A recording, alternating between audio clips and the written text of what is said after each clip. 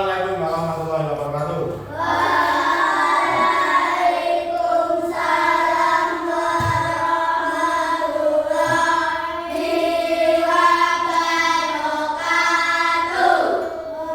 Maghfiratuh. Oke, terima kasih. Selamat pagi anak. Pagi. Bagaimana kabar hari ini? Sehat? Sehat. Alhamdulillah. Oke, hari ini bertemu kembali dengan Pak Guru yang biasanya kita di lapangan, sekarang kita di dalam ruangan. Nah, hari ini kita akan belajar tentang wawasan kemerdekaan. Khususnya hari ini kita akan belajar tentang topik 3, yaitu berdamai dengan diri. Damai mulai dari diri. Tapi sebelumnya, marilah kita berdoa terlebih dahulu. Silakan pada ketua kelas Indra. Siapa yang berdoa? Doamu.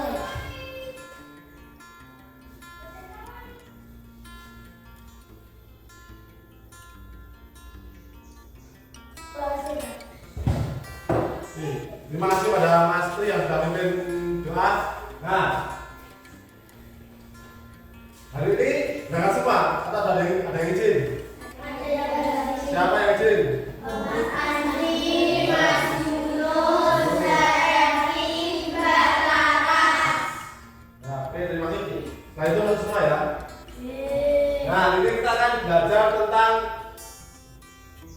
berdamai dengan diri. Sampai membantu yang dicapai dari topik 3 ini, yaitu setelah kalian mempelajari topik 3 yaitu tentang damai mulai dari diri, kalian diharapkan satu, bisa memahami konsep tentang ragam identitas diri. Yang kedua, kalian mampu memberikan contoh sikap belas asih pada diri sendiri.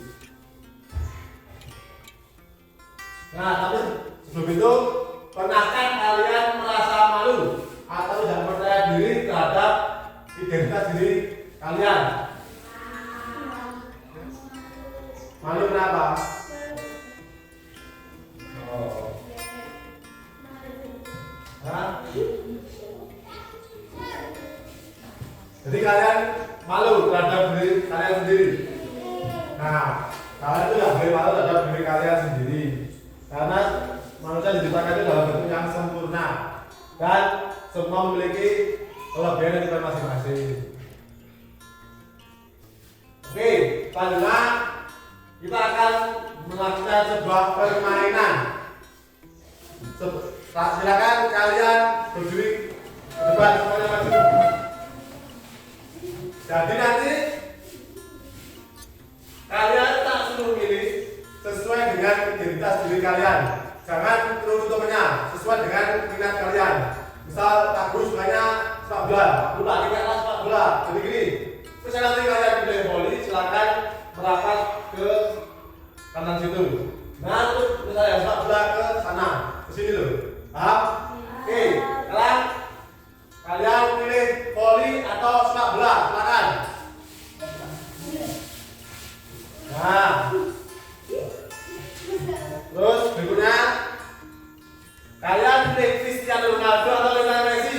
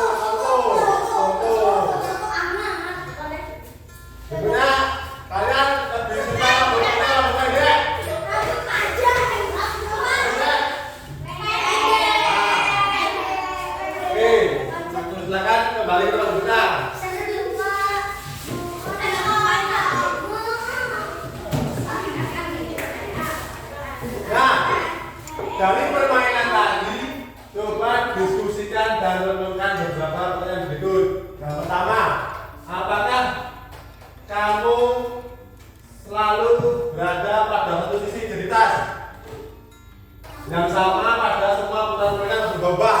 Bisa berubah. Nah, berubah. Oke, bagus. Yang kedua, apakah Anda atau kalian tadi bertemu dengan seseorang yang satu identitas pada putaran pertama, tetapi berbeda pada putaran berikutnya? Misal, Andy sama Odi, yang pertama tadi apa? Poli toh. Nah, pas Ronaldo Messi tadi berubah, berbeda. Itu pada apa enggak? Selanjutnya nih, jadi setiap orang itu punya banyak identitas. Jadi kita tuh punya banyak identitas menyesuaikan tempat. Nah, agar lebih paham, silakan perhatikan video berikut ini. Nah, silakan Ini kamu, perhatikan dia, video depan. kamu yang beda dengan dia atau mereka. Kamu yang punya nama, tanggal lahir, dan orang tua yang beda dengan orang lain. Sebuah identitas. Kamu baru datang ke kampus, bertemu orang-orang dengan identitas berbeda. Karena kamu penasaran, membandingkan satu sama lain, lalu mengelompokkan tiap orang. Bagaimana kamu akan melakukannya? Kamu lihat dia kecil yang suka barengan kemana-mana. Rupanya mereka masih dari SMA. Kamu pun jadi mengelompokkan teman-teman baru ini berdasarkan asal sekolah. Tapi ada juga yang gak punya teman sekolah. Mereka kumpul dengan teman sekampung. Kamu lalu perlakukan teman berdasarkan kelompok asal daerah atau suku. Lalu mahasiswa baru dikelompokkan sesuai pilihan fakultas. Kamu boleh berkelompok dengan teman sefakultas dan punya identitas bersama sebagai mahasiswa di fakultas tersebut. Kita lahir dengan identitas seperti suku, agama, warna kulit, dan bertambah lewat pilihan sendiri atau diberikan orang lain hingga kita punya banyak identitas. Soal mana yang paling penting, beda-beda tiap orang. Ada saja yang terlalu bangga dengan identitasnya hingga merasa berhak merendahkan yang lain. Ada juga yang terlalu minder sampai tergoda membela identitasnya secara ekstrim.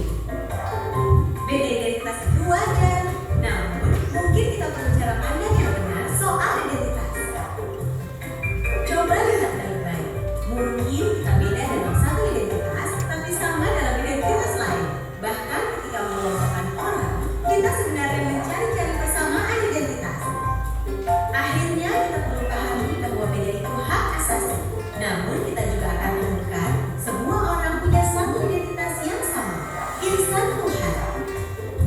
Nah, setelah melihat video, mungkinkah kita punya kesamaan identitas suku dan seorang, tetapi berbeda dengan agama orang tersebut? Ada ya? Oh, di sini semua satu agama ya. Nah, kemudian yang kedua, ada identitas yang begitu saja kita terima sejak lahir dan tidak bisa diubah. Contohnya, kalian terlahir sebagai laki-laki atau sebagai perempuan. Terus yang ketiga itu ada identitas yang kita anggap sangat penting. Jika orang menggunakan identitas tersebut, kita akan merasa tersinggung. Nah, yang kedua itu gunakan standar diri sendiri. Jadi setiap orang itu unik. Jadi kita tuh memiliki keunikan masing-masing.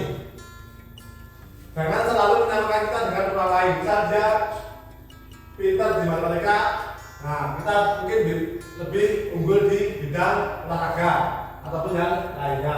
Jadi jangan menyamakan, jangan menyamakan, oh kamu lebih bisa kayak dia, apakah aku di bawahnya? Enggak, kita tuh sama, punya keunikan masing-masing. Jadi jangan minder. Nah, kemudian nih, standar setiap orang itu berbeda-beda di setiap tempat waktu. Sekarang kita lihat videonya. Yuni, seorang siswi di sebuah SMA, berasal dari keluarga sederhana. Tapi karena ingin dihormati dan diterima, Yuni mengaku sebagai anak orang kaya. Gaya busana dan bicaranya diatur sedemikian rupa. Tapi diam-diam teman-temannya tak percaya. Mereka mencari tahu kondisi Yuni yang sebenarnya. Hingga akhirnya Yuni ketahuan identitas aslinya. Karena malu, akhirnya Yuni tak pernah lagi muncul di sekolahnya. Kisah Yuni ini kisah nyata. kita bisa temui di lingkungan remaja. Rata-rata siswa hari ini merasa minder karena tidak memiliki apa yang orang lain miliki, baik itu fisik, prestasi, maupun sifat khusus. Menurut hasil FGD kami dengan para guru di 4 sekolah yang ada di Jawa Barat, bahwa dari 1 dari 4 siswa merasa minder karena fisik, dan 1 dari 5 siswa merasa minder karena gak punya prestasi seperti orang lain.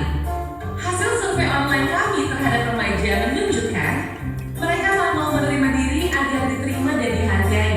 Bukannya sibuk menemukan dan mengenali potensi diri, mereka malah sibuk mengejar standar umum. Orang yang berkulit gelap sibuk memutihkan kulitnya karena iklan membuat standar kecantikan itu identik dengan kulit cerah. Yang keriting meluruskan rambutnya karena standar umum wanita aku adalah berambut lurus terkurang. Jika kita sibuk mengejar standar itu, coba pikirkan beberapa hal ini. 1. Setiap orang itu unik, gak mungkin ada satu standar yang cocok untuk semua. Setiap orang bisa punya standarnya masing-masing. Kalau standar orang ganteng itu maju dan tinggi, lalu bagaimana dengan orang yang pesek dan pendek? 2. Standar itu diciptakan oleh iklan, industri, sinetron, atau budaya. Orang yang gagal membuat standar buat dirinya bakal jadi sasaran empuk buat para pencipta standar. Mereka lah yang bakal jadi korban iklan dan pengaruh lingkungan. 3. Standar itu relatif. Beda tempat, beda standar. Di Mauritania, sebuah negara di wilayah Maghreb di Afrika Utara Barat, misalnya orang yang cantik adalah orang yang berbadan subur. Di Jepang yang dianggap cantik itu yang giginya gingsel. Beda waktu bisa beda standarnya. Coba perhatikan fashion dari masa ke masa. Apakah standar tren itu sama? Misalkan saja tahun 80-an, pria yang dianggap ganteng itu berkumis tebal. Apakah saat ini masih berlaku? Tapi kalau yang sifatnya nilai moral itu universal. Sikap jujur di mana-mana dari dulu sampai nanti tetap dianggap baik dan keren. Jadi daripada ngejar standar cantik fisik, mending membangun inner beauty. Gak usah habisin waktu apalagi sampai menipu diri untuk terlihat sesuai standar fisik yang umum. Gak usah minder kelihatan di bawah orang lain atau sombong karena kelihatan lebih tinggi. Karena setiap orang unik dan dia bisa dibandingin. Kalau mau bikin standar dan membandingkan, buatlah standar tinggi buat dirimu sendiri. Bandingkan dirimu kemarin dengan dirimu hari ini.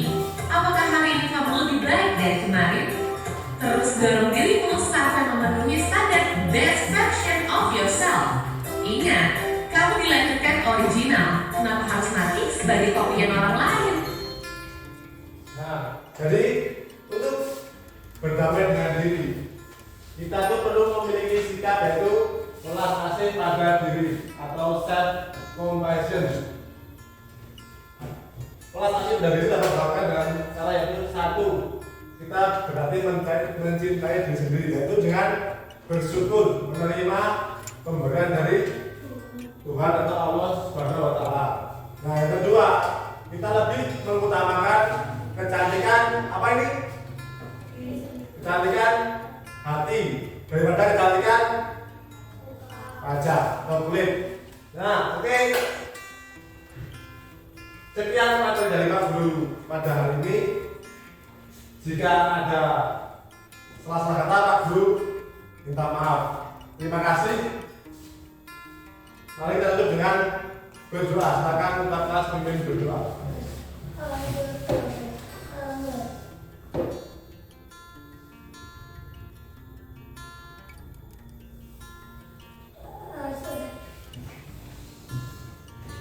Oke, sekian dari Pak Guru. Wassalamualaikum warahmatullahi wabarakatuh.